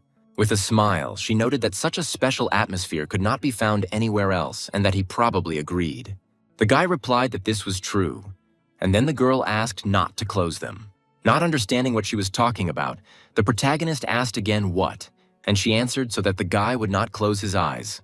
She put her foot on the table and continued to say that Mr. Zhang's feet were like those of a wolf. Stroking the guy's face, she continued to say that she liked the way his gaze pierced her and asked him not to look away. The protagonist noted that she is a dangerous cat, Ms. Shizuru. The girl noted that she was not going to pry into his soul, but simply wanted to spend the night with him. That night she was drunk and talking a lot and said that in order to really hear the bones, you need to feel their breath and sense the subtle body language of your opponent. It's like listening to someone's heartbeat. Looking at her now, he remembered her body language and breathing. The heroine began to shake the glass sharply and quickly, and Jianshan closed his eyes, listening. He opened his eyes sharply, catching something. And indeed, the hands are relaxed. The sternocleidomastoid muscle is tense, and also the direction of the folds on the clothes. Here, the croupier stopped and turned to the gentleman. He just smiled and said he was going all in, naming a special three threes. Looking at the way the main character was handing over the chips, the girl thought he was crazy. She was taken aback, thinking that he had put everything on a special 3 because that was impossible. The boy firmly demanded that Ms. Noyama raise her glass. She clenched her teeth, taking her time doing so as if trying to gain one more moment before the inevitable. And suddenly, lifting the glass, she saw 3 threes inside. The observers were convinced that this combination was indeed there and froze. The manager became nervous, realizing that they had to pay him more than 50 million. The protagonist thought that they met again in such a noisy place, and he mentally thanked Shiruza. Mr. Hu flushed, thinking, this is who he really is. A subordinate ran up to him and said that he had taken a good look at him and realized who this guy was. He reported that this was the same schoolboy who bought the bar. The man yelled that first he buys his bar and then steals his money and that it's unfair. Taking men and weapons, Hu declared that he would dig up 18 generations of his ancestors from the ground and feed them to the dogs. Looking at the mountain of chips, he was asked if he wanted to exchange it all for cash. Jianshan replied that yes, and as quickly as possible. A group of people appeared behind him, angrily throwing out the thought that the little bastard had decided to turn their establishment upside down and run away. Swinging his sword, the man noted that he would not leave here alive. Suddenly, everyone became indignant, asking who turned off the light and why it appeared so quickly. Then a subordinate ran in and asked where Lord Tiger was. They saw a man lying on the floor and cried out that he needed help. The protagonist clicked his tongue and said that he had a hard skin, then called Deng-ji and said that it was time for them to get out of here. A woman appeared behind him and coldly asked what he was looking for. Boy, she was with a group of guys. Grinning, she said that she wanted to guess whether he was looking for death. Jianshan said that Auntie could move over because he needed to go home. Pointing at him, Li declared that they needed to grab him and that no one would leave their casino with any money. The group chuckled and demanded that he hand over the money, hinting that otherwise his face would suffer. The protagonist exhaled and muttered that he had planned everything, but he certainly didn't expect the crazy woman to appear. She was indignant, saying that the crazy one here was the one who dared to cross Lord Tiger's path. Throwing the suitcases on the ground, Jianshan grinned as if to say, "The rabbit is sold to the tiger." Stretching his arms, the guy said briefly, as if he had already resigned himself to it, "Oh well." Taking a stance, he calmly continued that he would deal with them in a matter of seconds. The protagonist calmly demanded that they not waste time and attack all at once. One of the guys got indignant and said that he seemed to be a fearless fool. He rushed forward and said that he was going to give him a good beating. They rushed to jump and he shouted at him to say goodbye to life, calling him small. But Jianshan suddenly grabbed his opponent's hand, and with a cold look he clenched his hand into a fist, hitting the enemy so hard that he flew back. The group shouted, turning to their boss. Turning to the group, the protagonist asked what was wrong with the others. And do they really still want to attack one by one? The men were clearly frightened and nervous. They suddenly ran at him, shouting that he couldn't handle 2 of them. The protagonist grinned and said that it was better this way. He jumped very high above them, and he said that he would squash bugs like them in one go. A moment later, 3 motionless men were lying in front of him. The woman was indignant and said that they were making fun of her because some schoolboy had laid them down for no reason. Jianshan approached and calmly said that Madam would be next. She started to run away, and the hero thought how it was possible to run so fast in heels. Deng-ji called out to him and asked Jianshan if he had finished. And when asked where he had been, the friend replied that he had found their spare generator and turned off the lights on the entire street. He happily declared that they were doing so well together that he could drop out of school and become a criminal. But the main character went on, and the guys shouted asking him to wait. The woman ran forward, wondering why the lights had gone out all over the street. She saw some familiar men and said that thank God they were here. The heroine immediately started babbling to the manager that they needed reinforcements because this brat. But he only waved his hand, and he slapped the thief in the face, saying that there was no need to play the fool because she had allowed the boy to escape. The cameras showed that she was practically kissing him the entire evening, and it was obvious that they were working together. Holding the cut on her cheek and crying, the woman said she didn't understand how this could have happened, as she was only loyal to Master Hu. But the man said he didn't care. He needed someone he could blame for what happened on. He told them to get everything they needed out of her and to be creative, because the man didn't believe that the thief didn't know anything. From inside the building, a woman could be heard begging the manager to stop and saying that she really wasn't to blame for anything. Morning came, and the school heard the call to turn to page 17, assignment 1. The friend was sleeping at the next desk, and the main character was covered by a stack of books. He thought that now Chung Jin-hoo would have no time for restructuring. Old man Dong was doing well, but he couldn't relax. Once the news gets out, there will be those who want their share, and he must use his advantage. The next step was to set up a private security company. As far as the boy remembered, some professionals had deep hatred for the Chen family. The teacher called out to him sharply and demanded that Jian Shan answer whether the lines intersect. The man called him a talentless idiot and said that he was always daydreaming and would never pass his exams. The protagonist said guiltily that he had indeed listened. The teacher said that the assessment was coming soon and he would not allow him to ruin his average grade, so now there would be extra classes. Jian Shan was indignant. Why should he be the one to answer? After all, Deng Zhe was sleeping, wasn't that worse, and was even talking in his sleep. A classmate muttered some geometric law. The main character was taken aback when he learned that his classmate was ranked 4th in the class. The bell rang and everyone left the classroom. The corridor was illuminated by soft evening light. A female voice asked why Jian Shan was late. The main character sighed and said that since when did they even start celebrating in extra classes? He was told that discipline is never a bad thing. The guy's face suddenly softened. He recognized the voice and asked what the heroine was doing here. The girl asked if her presence surprised him. The guy laughed and said that it was a funny coincidence that she also came to the extra classes. But the answer surprised him, because she said that she was there in the first place, fulfilling her duties as a teacher. The girl noted that she took first place in the class. Standing up, she said that only when she found out that the guy needed extra lessons did she pluck up the courage. And she added that she asked the teacher to help the main character. The girl sheepishly stated that Jian Shan would have to try hard.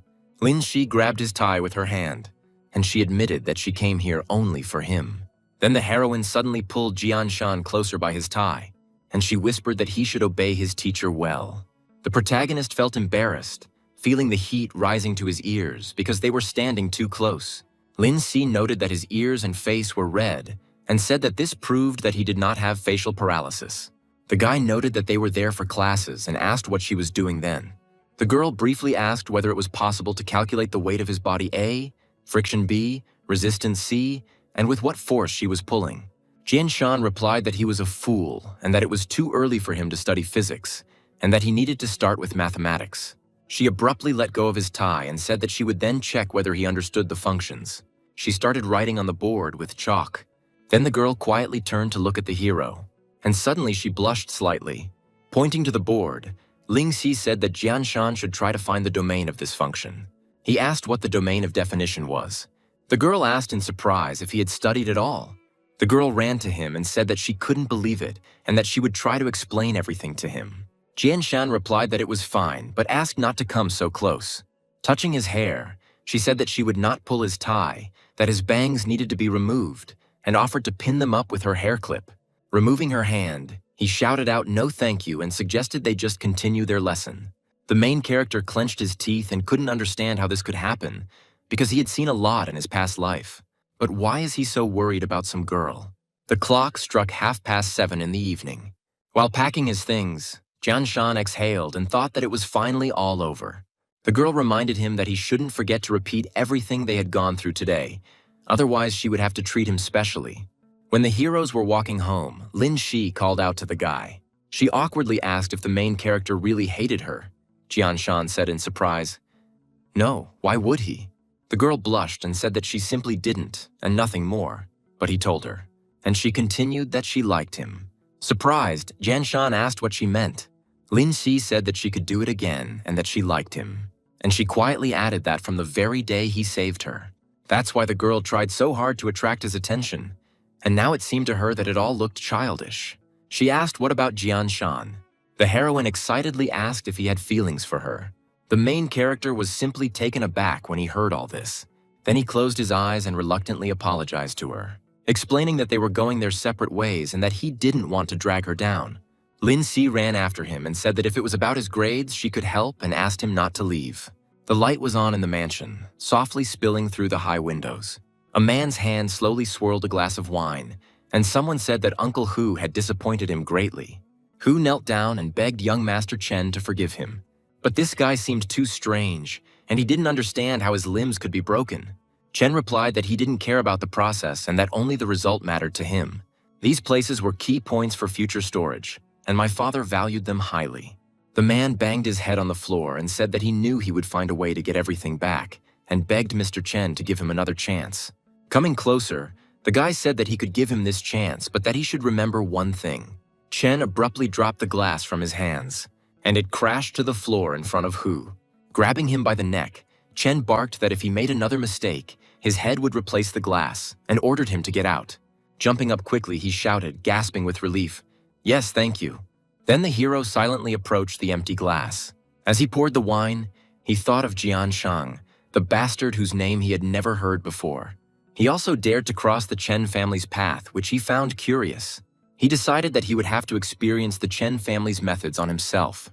The subordinate led Lord Hu and asked him to walk more slowly. The man shouted at them to be careful, reminding them that no one knew what condition his leg was in, and called out to the second man, "And these shoes are from a limited edition collection, and if they get damaged, he won't let it go unpunished." There was a bug attached to the sole of this shoe. The protagonist heard the man scold his subordinates for their failure and demand that they look into Chen's case. They argued about which Chen they had in mind, and one made fun of the other for not knowing before joining the gang. In their family, there was only one young master, their only heir, Chen Yu. Jianshan clenched his teeth in anger. Taking off his headphones and jumping up from his chair, he shouted that he had finally found him. He ran towards the exit, repeating that he would take revenge and that he would finish him off right now. But the guy stopped, grabbed the handle, and quietly said that he couldn't. If he acts impulsively, he risks losing, and a simple reprisal will not bring him enough suffering. Taking a deep breath, Jianshan thought that he needed to calm down first. Revenge requires strength and calmness. That was the conclusion he came to. Returning back, the protagonist thought that he now had startup capital. And first, he needs to assemble a team that is completely devoted to him. After all, this is the only way he can defeat the Chen family and completely destroy them. The next day, events moved to the shooting range. Looking at Jianshan, the male voice noted that the guy was a good shot and his stance was even better than his interlocutors. The soldier was outraged that he was being compared to a schoolboy and that the officer was going too far. The man briefly stated that each of his shots hit the same spot and asked if the soldier could do the same. The officer briefly praised the guy and jokingly asked if he was really a special forces soldier. The soldier merely muttered that he would compare such shooting to an amusement park ride, nothing special. The protagonist just turned to look at him coldly, and he calmly said that it was too easy for him and suggested making it more difficult. Jianshan chuckled and shouted at the soldier to throw him the cartridge case. As he swung, he just thought to himself, like, he wants to shoot off the cartridge case in flight, the impudent upstart. And he threw the cartridge case with all his might, challenging him, "Well, just try it." The protagonist's gaze became focused. He raised the pistol and pointed it forward. He pulled the trigger and a shot rang out. The bullet and the cartridge case touched exactly in the air. The officer watched what was happening with a satisfied smile, while the soldier stood in complete shock. The soldier exhaled, trying to save face, and muttered that it was just an accident. The man couldn't stand it and barked at him not to be stubborn, and Jianshan calmly stated that if that didn't convince him, then he could do it again. And this time he would do everything with his eyes closed. Pushing the boy away, the officer asked Jianshan if it was true that he had never practiced before. The hero thought he might have overdone it and replied that he was just shooting at balloons at the amusement park. The man chuckled and said that it meant balls, and that it would probably be worth taking soldiers there from time to time. And suddenly the guy said that he actually came here to ask for help. The officer replied that he should let him post it, and if it was within the law, he would do everything in his power. He said he wanted to open a security company and hire veterans. He wanted professionals to be able to use their skills and be fairly paid for it. They have been through a lot, and the world should not forget them. Moreover, with such a detachment, they could better monitor public order and deal with corruption. The man sighed with a smile and said that he was still young, but his ideals deserved respect. Then he showed his thumb and said that he should tell him what he needed and he would do it. The protagonist smiled and said that he needed reliable candidates, and he may also need them to put in a good word about the necessary clearances and qualifications. The officer briefly wrote down the address of the Veterans Contact Center and said that he would sort out the paperwork. He handed over a piece of paper and said that all the guys there were what they needed. first-class fighters. They bumped fists, and the officer said that he would succeed and that the world would still know his name. And if the main character encounters trouble, he should not hesitate to ask him for help. The guy's gaze became cold and determined. There was no longer any doubt or hesitation in it. And now Chen Yu's nightmare was just beginning. The protagonist, lying down, read the address and name of Pei Peng and thought that he needed to go to him first. The next day, he walked among many old buildings. Looking over the address, the hero thought that the layout of the slums was even more confusing than he expected. Turning the corner, Jian Shan saw a man and said that he needed Pei Peng. He didn't even turn around and said that he wasn't working today and to come back tomorrow. Then the protagonist stated that he was not here to fix anything and that Officer He had sent him. The man finally turned to face him, squinting. Showing the piece of paper, the protagonist said that the officer had given him this address and that he would like to talk. Wiping sweat from his face, the man replied that he was there to fix things, not to chat, and that he was not interested in anything unrelated to work. The guy chuckled and said that he just wanted to discuss a job that could change a man's situation. After all, the man clearly didn't want to remain an unrecognized talent, an uncut diamond, or simply penniless. The hero got angry and asked the boy where he got so much courage to decide to irritate an adult. Jin Shan replied that there was no catch. He gives money and in return receives loyalty, and asked the man's opinion. To this he replied that the boy's lips were still wet for such words. He doesn't know what connection the guy has with He Changshan, but since he sent him, he should have explained that money can't buy him. The protagonist replied that of course, he knew that a ferocious monster needed to be tamed with a whip. The hero gloomily stated that he did not have a whip, and he bent down to pick up the chopsticks that were lying on the ground, and he threw it to him, adding that he could take advantage of it. Jian Shan resolutely caught the stick. The man explained that the first one to drop the stick on the ground would lose. For a while, the main character just looked at her. After that, he stood up and wished me luck, and the heroes simultaneously rushed towards each other. The guy's gaze was piercing, sharp, as if he saw right through the hero. Jian Shan's foot suddenly stopped, as if he had sunk into the ground, and then he jumped high into the air, flying right over the man. And he struck the man's wand with his wand, and the wood clicked loudly in the air. The man's stick bent, but still held. Pei Peng smiled because he was in complete control of the situation. But suddenly he turned pale, as if something had gone wrong. The main character swung his leg, fast, sharp, almost predatory, and the man managed to jump back at the last second. Jian Shan exhaled and chuckled. This was not a bad defense. The man asked if he wanted to check.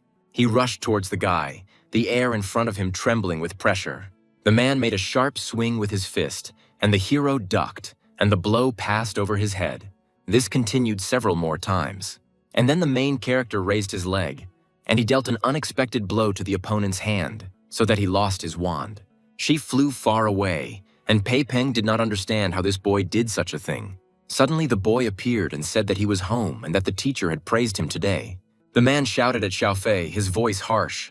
He was told to run, but he froze, as if his legs had stopped obeying him. The main character ran towards him with all his might. Jian Shan barely managed to stop the onslaught, and the man shouted if Xiao Fei was okay. The boy answered yes and said that this older brother is so cool and fast as lightning. Xiao Fei then asked his brother who would win if they fought. The man just looked at the guest silently. They entered the workshop and Pei Peng asked what he wanted to talk about. He then pointed to the table and said that these were all Xiao Fei's medicines, and added that indeed he needed to change his position. The man was referring to Xiao Fei's situation and added that just because he was talking to a guest did not mean he had admitted defeat. Pei Peng said that his brother distracted him and he would have caught the stick himself, but he went with the guest because he saved Xiao Fei. He said that he knew the code and that his life was now in the hands of the guest, so he asked him to tell him what he wanted from him. Jian Shan exhaled and said that he was not going to ask him to kill or set fires, but wanted to open a company. He said he needed a proven team and a person who could lead it. This meant that Pei Peng had to come out of the shadows. The hero said he had to admit, turning to Pei Peng. Then, looking at the framed demobilization photo, he said that it turned out quite well, and Pei Peng's eyes are full of hope and determination. While drinking water, he said that ideals quickly disappear when faced with reality and the indifference of others. He said that they should forget the conversation, invited the boss to sit down, and noted that he had already poured him some tea. The boy replied that there was no need for formalities, asked to be called Jian Shan, and remarked that Pei Peng seemed to have been through a lot, And the people for whom he risked his life sometimes turn out to be bastards who do not know such concepts as honor and gratitude. And then he asked if Pei Peng understood what he was talking about, addressing him as his brother. The guy said that those who work for others should not become a laughingstock for nobodies. He said he wanted to create a team of veterans and work together on security. And if they encounter lawlessness, they will become a shield and a sword for people, because this requires strong bonds and first-class skills. Jian Shan said he needed a leader like Pei Peng, who was seasoned in war and could unite the team. The man exhaled and spoke quietly, addressing him first as boss and then as Jian Shan. And he resolutely clenched his fist, saying that he could be relied upon, and that from now on he would carry out any of his orders. The man asked the boy to give him a fist bump. He replied that first he needed to sort out his family problems. And bumping his fists, Jian Shan promised that they would find a way to help Xiao Fei. He told him to wait for news from him. Birds were flying against the backdrop of the evening sky, and a child's cry was heard that the cartoon was about to begin. Children were running around the yard, and one was calling his sister, asking her to wait. He noted that his little sister was so fast. The main character suddenly became alarmed by something. Around the corner, he noticed a dark silhouette, who suddenly stepped back, hiding in the shadows. Jian Shan let out a sigh, noting that this was the most obvious surveillance he had ever seen. The protagonist came closer and said that they did not stop plotting, and demanded that he come out. Then the girl said that he had gone too far when he heard the word intrigue. She came up and said that the word followed sounded too inadequate, and that, in fact, she is his tutor and should make sure that he doesn't miss classes. She blushed and quietly added that she was very worried about him. The protagonist said that she had forgotten his words, because they were going down different paths and he would have to face risks. The girl asked how dangerous it was and clarified whether it was comparable to a thug with a knife. Suddenly she noticed a car quickly approaching behind Jian Shan and shouted. They didn't understand why she wasn't slowing down. Then the guy shouted for Lin Shi to move aside, but she only ran forward. The girl quickly pushed the main character away from the road. Jian Shan began to lose his balance and staggered, trying to stay on his feet. Because of this, the heroine couldn't stay on her feet either. The two of them collapsed to the ground, and the boy shouted if Lin Shi was okay. She smiled and noted that everything was fine with her and added that she was not afraid to take risks. An armed group got out of the car and one of them said that the guy was fearless and had crossed Lord Hu, so that was the end for him. Jian Shan jumped into a stance and told Ling Xi not to stand up or look in their direction. Without wasting a second, he rushed towards his opponents. He struck one first, putting pent-up rage and cold determination into each blow. And then the second one, and he flew up, not even having time to raise his weapon. Watching the fight, the heroine shouted to Jian Shan that there was an enemy behind him. A man with swords was flying towards him at great speed. The whistle of a bullet suddenly pierced the air. She quickly crashed into the blade of the sword. The bald man didn't understand what had happened and decided to look at the sword. He noticed that it was a bullet and did not understand where it came from. Someone shouted from the rooftop that they should just try swinging their sword in front of Madame Chen again. A group of guys said they would give them a choice. Either they get out of here immediately, or they die. The main character sat in a dark hospital corridor, immersed in silence and his own thoughts. He recalled how the girl's body went limp and weak. Jian Shan clenched his fist and quietly said that if Chen Yu touched her, he would regret it. And he muttered that he would make him pay 100 times more. A nurse appeared at the door and loudly asked where the patient's relatives were. She said the patient had superficial injuries and was in shock, and that paperwork needed to be completed if he was a relative. Jian Shan quietly replied that he was just her classmate. Two men appeared in the distance, and one of them said that he was a relative. The main character immediately shouted out that he was asking Uncle Lin for forgiveness. But the man did not want to listen to him and raised his hand, showing that the conversation was over for him. Jian Shan looked worried, trying to understand what was going on and why they didn't want to listen to him. In the ward, Ling Shi hurriedly explained that she had fallen on her own and that Jian Shan had nothing to do with it, adding that he had protected her very well. The man held his daughter's hands and said that she was already an adult, but he still continued to worry about her. The girl asked her father if he knew the people who had dispersed the bandits, and if they were his men from the unit. He said that these were their people, and some things were more complicated than she thought, but he would sort everything out so that his daughter would not worry. Standing at the door, the protagonist thought that they said that the Lin family was very influential in the capital, and it seemed to be true. Then he heard an approaching voice telling her to rest and that he would come by tomorrow. As soon as the man left, The guy briefly said that he couldn't protect Lin Shi and asked for forgiveness. Closing his eyes, Father said that Jian Shan's apology meant nothing to him. The protagonist shouted that it was because of him that Lin Shi was in danger and suffered. The man stopped him and said that if Jian Shan really wanted to apologize, he should break the legs of those who attacked his daughter. He briefly replied that he understood and would not leave the attackers unpunished. As he left, my father added that words must be backed up by actions. Ling Si is resting. Jian Shan should also go home so as not to disturb his parents. Chen Xiao reported that the guy had been given a hint, but Ling Si was still slightly hurt. The voices continued, and someone remarked that the injuries were minor and that they would wait to see how Ling Zhenbang would react. Jian Shan is just a little grasshopper and he doesn't have much time left to jump. The protagonist chuckled and said that Chen's dogs had developed great ambitions. The demolition project was just a cover and Chen needs the old districts to control all the business. The guy jumped at these words, hearing about the product and the business network, and realized that this was not a simple demolition of buildings. The guy realized and thought that he had found Chen Yu's weak spot. The voices continued, and someone said that when the goods arrived, they would sort it out together. But Jian Shan had already taken off his headphones. The guy decided that he needed to gather enough strength before the goods arrived. The next day, a voice came from the gray building that the first group had assembled according to Colonel He's list. The main character entered the room, and Pan announced that he was their boss. The guy introduced himself and said that there was no boss here, only comrades, and that they were in Lundun and Bao. The man stared at him strangely. The man asked how old he was, adding that they had not been called there because the school was short of security guards. Others started asking if they were security or not, what they were supposed to do, catch those who were stealing food or patrol. Jian Shan asked them to calm down and said that before work they needed to undergo training, and these exercises were part of it. The man said it was about overcoming obstacles, recalled that he was the first in the army, and asked if he doubted their abilities. The protagonist took the gun and said that they just needed to restore their skills. They need to be able to respond to organized attacks and ensure the complete safety of their clients within the law. As he reloaded his pistol, he said he would now show him how the training was going and asked Pan to time it. He was told to get ready and start in a moment. The countdown started and the guy rushed forward. He jumped abruptly onto the device. Then, without slowing down, the main character ran along the round discs and instantly jumped over the low obstacle.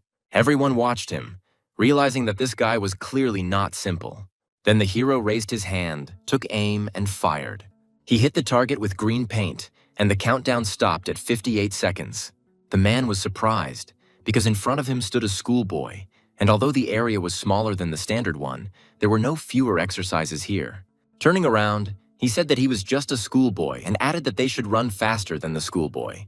Otherwise, they cannot be trusted to protect clients if they themselves risk getting injured. It is unprofessional. Everyone said that the guy was wrong to call himself a boss, and decided to show him who the real military ace was. A concrete multi-story building stood against the daytime sky. Someone pressed the doorbell, and a short sound echoed throughout the house. The woman opened the door and calmly said hello, after which she asked what happened. The guy and the man said they were from a new security company and wanted to check out the situation in the area. For example, are there extortionists? Are electric bikes being stolen? Has anyone lost things? Or perhaps people could have gone missing. The woman stuttered and asked again if anyone had gone missing. She shouted that everything was fine with them, they didn't know anything, and quickly slammed the door. The heroes exchanged glances, noticing something alarming in her abrupt behavior. Further surveys also went slowly. People either refused to answer, or they spoke evasively and immediately changed their expression as soon as they heard the word missing. And the friendly atmosphere instantly became tense. The heroes only made a short remark that people were clearly afraid of something. When asked what they were investigating, Jian Shan calmly replied that they were digging under the Chen family. The man was taken aback and blurted out that these were local criminals, and wasn't he afraid? The guy continued that yesterday he spoke with Chief Dong from the department. In recent months, 7 or 8 people have been reported missing in the old city, and the trail always goes cold. He suggested that these disappearances might be connected to the shady dealings of the Chen family. Pan noticed that the boss was climbing into a hornet's nest. Voices were heard, and someone shouted to Brother Scar that they had spotted the two of them. A group of people said they had been hanging around here all day asking about missing people. The main character simply said that it was time to stretch his legs. The hooligans said that they dared to disturb his land, and before wagging their tongues, they should have found out who was the boss here. Covering the guy, Peng shouted for them to watch their language and asked what they wanted. Jianshan replied that they were just chatting with the locals and that it was not allowed. He chuckled and noticed that they were hanging around here like ladies of easy virtue, thinking that they were in charge here. Scar was indignant and said that petty ignoramuses should be held accountable for their words. He shouted to the brothers to go forward and show these people the power of the 4 dragons of the old street. The fat man rushed forward to knock them down. He stuck his head out and shouted that he was a living bowling alley. But the fat man was quickly grabbed by the head. Pan chuckled and asked what the bullshit name of his technique was. And slamming his face into the ground, the man screamed, calling him a blockhead. Scar declared that it was a disaster. This guy was capable of something and ordered the 2 of them to deal with him together. And he said that he would deal with the main character himself. The bully was surprised why he kept the weakling for himself, and the hero barked at him to shut up and remind him who was in charge here. The guy laughed and said that since he was so weak, he should come up and beat him. And if he doesn't cope, then how will he even show up in the area? Scar said with a hoarse laugh that he would finish him off. The main character put up his fist, and a moment later his fist crashed into Scar's face, forcing him to fly back and lose his footing. The hooligans called out to their boss with loud shouts, their voices echoing throughout the yard. Then he called out to those 2 and said that they didn't want to escalate the situation. And he said that they shouldn't show off either and advised them to pick up the 2 from the floor and leave. Watching them go, the man asked if the boss had let them go, even though they were clearly nervous about the questions. And Jianshan calmly asked Peng if he had been fishing. After all, you can't hook the fish right away, you need to let the fish swim a bit. And they should go after Scar. They watched as the hooligans said goodbye to Scar and slowly walked away. The hero silently looked to make sure there was no one there, and he turned in the opposite direction. The man was surprised and said that he was on his way home and it was unclear where he was heading now. And if he sneaks, it means he's up to something and they should follow him. And it was unclear what the heroes were muttering through the car. They didn't understand and decided to watch what was happening a little longer. A moment later, a man got out of the car. The heroes opened the trunk, and their bodies obscured what was happening inside. But one thing was clear, there was something in the van. They threw a bag on the ground, which moved and moaned. Trouble is, it looks like they're about to leave. He asked Jianshan what to do next, whether to continue watching or follow them, and suggested calling the police. The guy suddenly jumped up and said that it was the police and that everyone should not move. The heroes got nervous and said that they were cops and that it was unclear where they came from. And Scar was taken aback and said that we had to stop. He shouted that it was those 2 during the day and that they had already had enough. The man pulled out a knife and said that he couldn't get caught by the cops. He shouted that even if they were guards, they looked so angry, and that it didn't matter who they were, they needed to grab iron and chop. And it's not about the guards, but about what they are. These 2 fought with them during the day with 4 dragons. The man swung the knife with all his might, but Jianshan easily dodged and intercepted his hand. And then the heroes realized that they couldn't cope with them. The guy hit his opponent in the face, so that he began to fly away at a furious speed. Soon the man hit his back against the wall and hung his head. Scar shouted that he had warned me. A hand fell on his shoulder and he was addressed by name. The man asked if he was really planning to run away and said that it wouldn't do. In their circles, they say, "Don't abandon a comrade in trouble." Scar looked at him and said that trouble had already happened. When the hooligans were lying against the wall, the heroes finally approached the bag. The man untied the bag and told him not to worry. They would get him out soon. The main character was taken aback and said that it was the same. And what was he doing here? In front of them sat a tied-up Yang Tianli. How many years and how many winters had passed? The main character asked him how he had gotten to this point. Behind the barred door, one could hear that it was a sad story, and that when Yang Tianli's father was imprisoned, the house was foreclosed, he was kicked out of school, he was used to being a rich kid, and now he sleeps on the street. The boss continued that he was almost kidnapped today and that misfortunes never come alone. Then the main character asked what happened to Scar and his company. The man whispered that they were small fry and that they worked for money. The job was to transport goods to the Yunfeng warehouse area outside the city, and that's all they knew. Jianshan frowned and said that the Yunfeng warehouse area, he remembered, was the property of the Chen family. The policeman nodded and said that everything was correct. The documents were in order. It seemed to be a legal business, and there was no way to get to them without ironclad evidence. And he said that they would discuss the details in the office. He pointed to the map and told him to look here, and then he would understand everything. Then I noted the old town, the warehouse area. The protagonist was surprised and realized that they had created a hidden transport channel. and he asked Chief Dunn if, since they knew about the warehouses, it was possible to get a search warrant. The man became nervous and said that the guy was not aware of this, and that they had recently told him from above that the Chen family's affairs should be handled carefully. Jianshan thought about it and decided that some big shot was covering for this family. Or maybe this cunning old man is just pretending and doesn't want to quarrel with the Chens. The protagonist came up and whispered about the first demolition party in the old city, and he quietly asked if he made any money on this. The man began to stutter and blurted out that it was not right to do that and that it was ugly. The guy advised him to look at the bigger picture and said that if the Chens didn't intervene, further demolitions would bring in even more money. Picking up the card from the table, the protagonist noted that there was one condition, that they will be the ones to divide everything, and now the Chens are standing in their way. The boy reproached Chief Dunn for being content with crumbs. And was there a moment in his life when he wanted to risk everything? The man shouted that he would take it on, for the sake of justice, for the sake of the missing townspeople, and that he, Dunn, would not tolerate evil. The guy noted with a smile that this is exactly what he was expecting. Jianshan extended his hand and asked for official permission to assist the investigation, or he would change his mind. The boss replied that he couldn't change his mind, and he chuckled, saying that he simply didn't understand it right away. He added that his signature and seal were nothing, but Jianshan should be careful when investigating. After all, the Chen family are not angels. The main character grinned and calmly said that there was no need to worry, because after all, he was no angel either. It was a starry night outside. The cameras around the mansion were positioned in such a way that there were almost no blind spots, and the guards were on duty at the post all the time. The men noted that if they did not want to scare the animal away, then a frontal assault was not an option. Looking at the map, Jianshan said that there was an area near the electric fence next to a large tree. This section is copied from Chief Dong's map and the branches overhang, creating a dead zone for the cameras. Group A will infiltrate from there and will be responsible for shutting down the backup power supply and part of the surveillance lines. Jianshan and Peng will go through the drainage system where the rusty grate stood, and the group rushed forward at the head, with the guy setting the pace.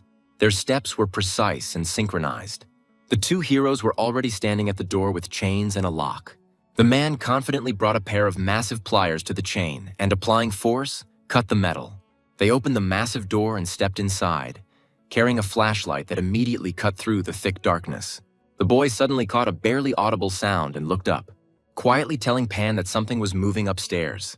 Suddenly, a man's yawn echoed throughout the room. A colleague calmly pointed out that he should be quieter, otherwise the camera would notice that he was lounging around. The hero suggested that he didn't understand why all this was happening, and maybe they should quietly run off to the computer club. However, they received blows to the head from the heroes. While the protagonist was opening the door, Pan quietly asked him to be careful. The guy's gaze caught something terrible. There were many bars in front of them, and behind them were people. A man in a white coat shone a light into the prisoner's eyes, and the conclusion was one: this is not a warehouse at all. The man was indignant. It was so horrible. So many people were locked in. Peng was shocked and said that he didn't understand what the Chens were planning, and that it was as if they were setting up a concentration camp or even trafficking people. Qiansum noted that this is not just trading, and he continued just as coldly that this was a selection. The man did not understand and asked what selection meant. That is, the talk was about organ transplantation, and that was the Chen's business. These people, he said, were like sheep to the slaughter. Pan declared that they were beasts and that only a person completely devoid of conscience could have resorted to such vile actions. People needed to be saved. Taking out his phone, the guy told me to wait. After all, first they need evidence. Having filmed everything, the guy hinted that everything was ready, and now they can calmly burst in and save everyone. The workers screamed that someone had appeared and that they were trespassers. The guards barked briefly at the scoundrels who dared to disturb them and ordered the others to go and guard the documents. Jianshan asked Peng to supervise everyone in white coats and preserve evidence. The workers shouted at them not to approach him and repeated that the documents should not be touched under any circumstances. The guard appeared from behind and told them to stand still, adding that their grandfather would not be allowed to cause trouble here. The man turned around abruptly. His movement was sharp and tense. He swung his leg and hit his opponent. The hooligans started shouting, demanding that they be grabbed and surrounded. Suddenly, the man noticed something and shouted to Jianshan that workers began to destroy documents. The main character became very indignant and said that this couldn't be done. They needed proof. The guy shouted at Pan to hold on while he went to get the documents. The prisoners roared, asking if they had come to rescue them, and someone in despair begged to save him, repeating that he did not want to die yet. Then the guy shouted to Pan that they would return to the documents later, but first they needed to save people. He ordered everyone to be pulled out of here. Jianshan said at the station that this is the main thing, that the primary evidence on the warehouse area is collected here, including the place of confinement and the medical procedures described there, and fragments of documents hastily destroyed by them. The boss said that this time the guy seemed to have punched a hole in the sky and added that the Chens would not let it go. The protagonist grinned and said with a cheeky taunt that he was being a coward again. The man jumped up and said that he was not a coward, he was just cautious, but there was no turning back. Whether they managed to shed Chen's blood now all comes down to this. The next day, people in the yard were discussing how terrible it was, and that now they were afraid to go out at night. The man asked for the morning newspaper and asked what had happened. The old man could hardly hold back his tears and said that it was a great happiness. His son had disappeared a month ago and had finally returned home yesterday. The hero replied that he had definitely heard about the missing people recently and congratulated the boss. He said that if they wanted to know how his son disappeared, they should look at the front page. The man looked closely at the newspaper, and his face gradually changed, reflecting the growing tension. He couldn't understand how this was possible in broad daylight. Numerous cameras and microphones surrounded the deputy chief, Deputy Dong. The reporters from the Jiangcheng morning newspaper introduced themselves and asked about any progress on the warehouse case. The man asked them to calm down, said that he understood their concerns, and that the department was paying special attention to this matter. A special group has been created under his leadership, and the investigation will be carried out without any leniency. The journalist asked if the case was really related to the Chen family and what he could say about it. The hero replied that he could only say one thing. Whoever was behind this, they would be held accountable. He finished the sentence firmly. They represent justice. Against the backdrop of the sunset, a mansion was visible, its silhouette standing out against the orange sky. Chen was on the phone, apologizing to Uncle Liu and promising to resolve the situation, while Hu lay beaten on the floor nearby. He calmly said that there was no need to worry. The Chen family remembered the good, and then said goodbye. Then the guy hung up and thought for a moment, lost in his thoughts, and he turned his gaze further and calmly said that now it was his turn.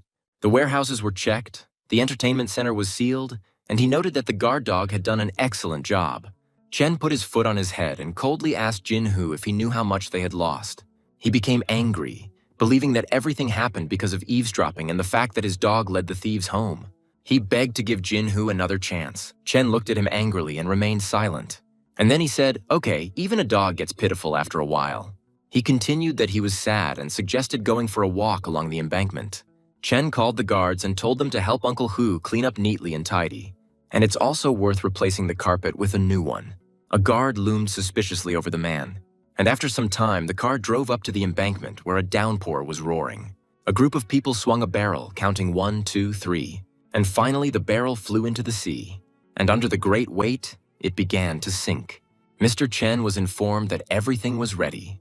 He replied from the car that he was tired. Chen ordered everyone to disperse and told the driver to take him home.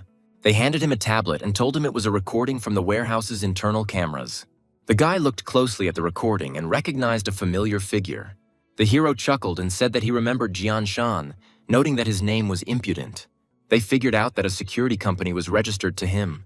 There is also a connection with the police, and they found that the raid on the warehouses was their work.